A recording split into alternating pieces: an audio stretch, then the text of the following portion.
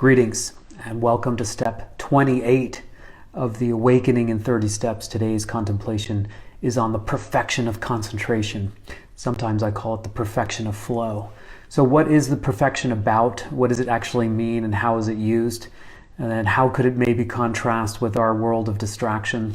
Those are the contemplations or the themes I'd like to lay out in today's reflection as we get closer and closer to our ultimate destination. The perfection of concentration, essentially by definition, is the ability trained over time to sustain one's attention single-pointedly for as long as one wishes. Wow. To sustain one's attention indefinitely at will. This is what's called the full fruition of the perfection of concentration. What purpose could that serve? Well, I'm sure if you're following this, you've had your time finding your way into a meditative environment, either in a yoga studio or meditation retreat, and you've learned breath meditation or single-pointed focus meditation, a kind of meditation where you have one meditative object, and when your mind gets distracted, you come back to the object. That object is called the alambana in Sanskrit. It's the placement. It's the placeholder, I call it. And over time, just like working out and bench pressing or curling or repeated sprints, you train yourself to sustain your attention on one place. And when you get distracted, you pull it back and you pull it back and you pull it back and you pull it back. And eventually they say, I have never experienced this. Your mind is able to stay on the object for as long as one wishes. And they say what accompanies that experience, because I would have no understanding of this, is tremendous bliss, tremendous innate bliss when the mind is suffused with the object, no longer distracted. In fact, they say that the subject and object can dissolve and merge into one. So the inner chatter one has about oneself and the perspective of the self and the object or the alambana being just dualistic or two. If the mind is well placed, those subject-object dichotomies can dissolve, so there is just the flow. And that flow is considered tremendously blissful. Now, like I said, and I will keep saying, I've never experienced that. But I have had enough glimmers or glimpses of some modest moments of stillness and the accompanying of relaxation. I think that much, even just a few week course of meditation can provide. And I think we're seeing that in our culture, how useful relaxation and meditation and this form of meditation, this kind of concentrative on one object meditation, can be very useful. And so I want to talk about how it really intersects with the paramitas, the perfections, and the overall endeavor to reach enlightenment. From the Buddhist point of view, the shamatha and even the high extensive shamatha, the tranquility and the ability to sustain one's concentration indefinitely, in and of themselves are really powerful and can lead to even profound psychic abilities. I mean, this is what's reported in the text. They're called siddhis. And even in the yoga tradition, they're talking about these great, powerful clairvoyances and very powerful, what we would call extrasensory or extra-perceptual abilities. Those aren't the point from the Buddhist point of view. They're almost hindrances or side effects. The point for our contemplation is to conjoin the rigorous single-pointed placement of attention on the right meditative object.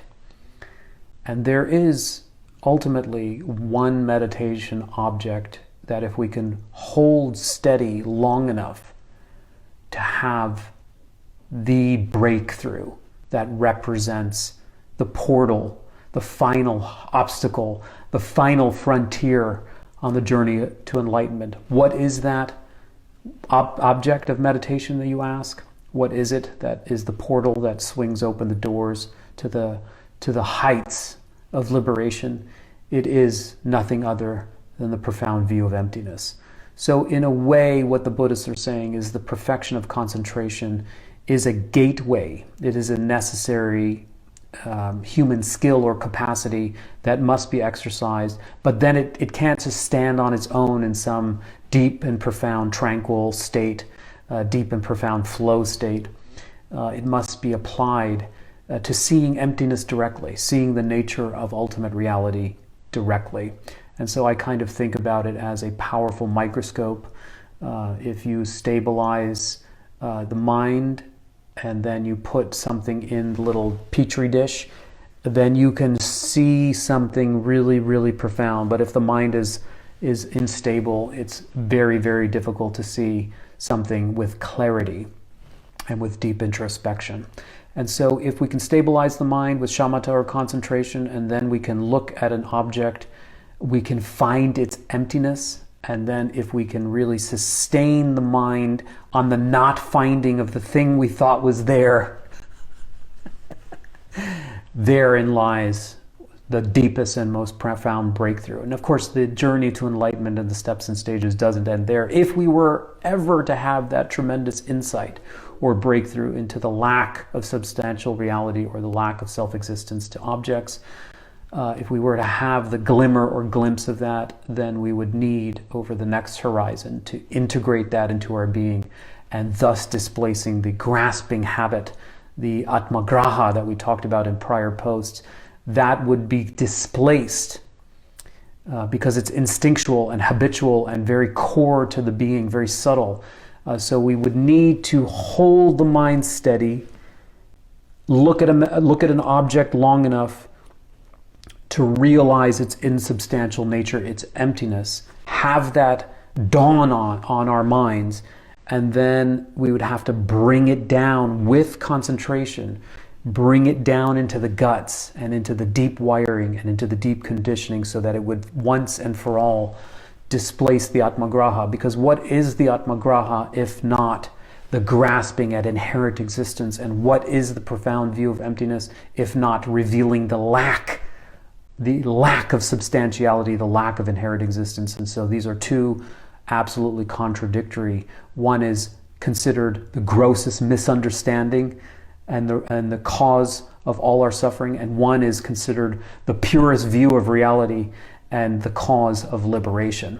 And so there's no way to get there apparently without the perfection of concentration. So that's a little snippet for today's reflection. And of course, we will deepen it a little bit with the next post, because that one is on the perfection of wisdom. But just so that you can see the meaningful relationship between these two perfections, the perfection of concentration and the perfection of wisdom, they go hand in hand. And then if you look back on the other four perfections, the perfection of generosity, the perfection of morality, the perfection of patience, and the perfection of perseverance, I would say these are more the compassionate, engagement, social inclined bodhisattva trainings.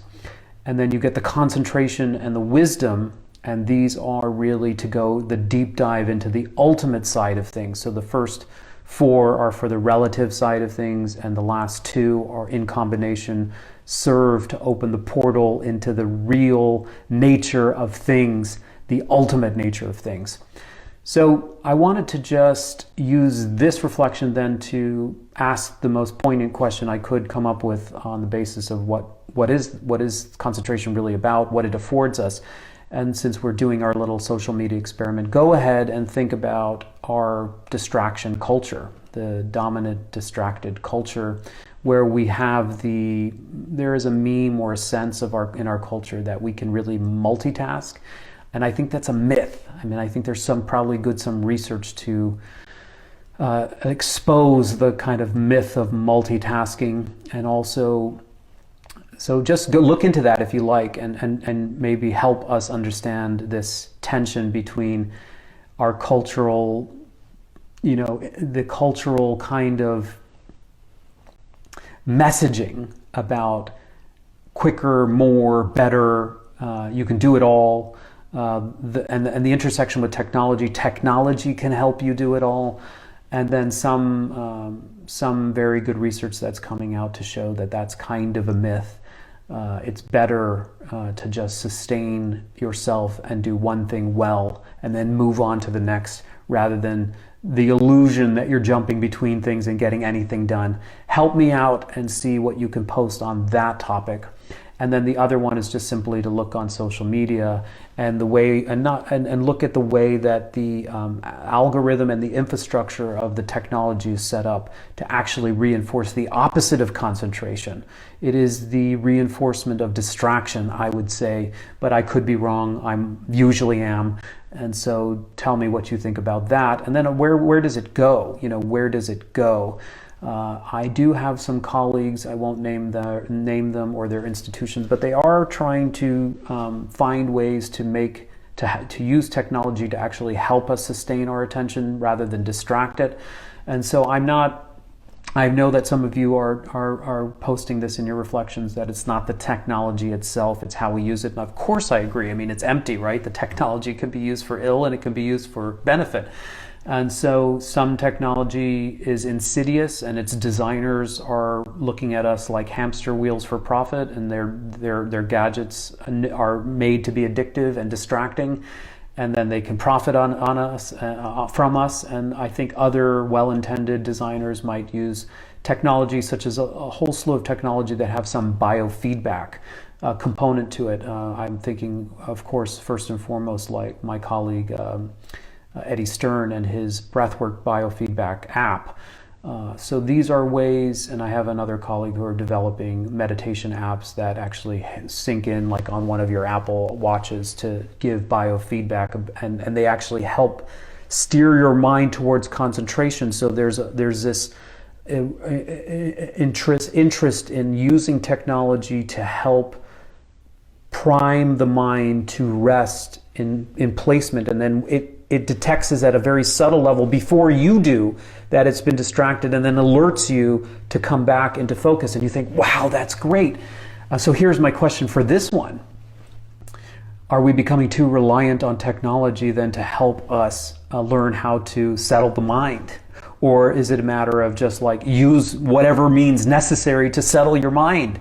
So that's a question for you. So lots of questions in today's post on the perfection of concentration. We just have 2 more posts to go. This is post 28 of the Awakening in 30 Steps. I've had a really wonderful time, and it's helped me incubate my thoughts for what's coming down the pike. I have a little announcement at the end of this, so stay tuned. Until then, all best wishes.